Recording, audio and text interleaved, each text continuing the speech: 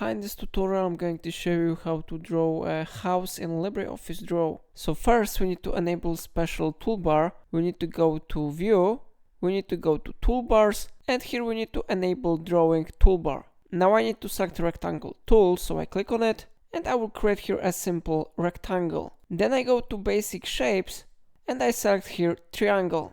Now I will draw it somewhere here, and I will change dimensions of this rectangle. Of course, you can modify position of this rectangle if you want.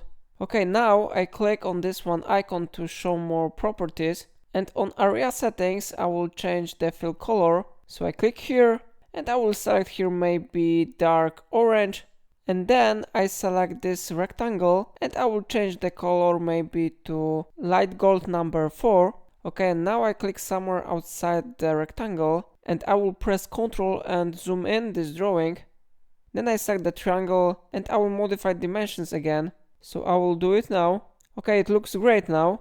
Now I select rectangle tool again and I will draw here windows. So maybe I will add here 2 windows. I will change the color to white. I click Ctrl C and Ctrl V to copy and paste this rectangle.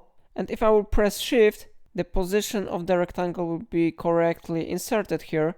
So I will change position maybe to this one. And now I press Ctrl C and Ctrl V again, and I will add the doors maybe somewhere here. I will change dimensions of these doors, so I will modify it quickly. Okay, and now maybe I will add the ground, so I select rectangle tool again, and I will draw something here. Okay, so it will be the ground, so in the moment I will change the color of this rectangle. So I will go to color settings, and I select here lime. Now I will add here the background, so maybe I will select here rectangle tool again, and I will add here another rectangle again. It will look something like that. Now you can change the color maybe to light teal 4.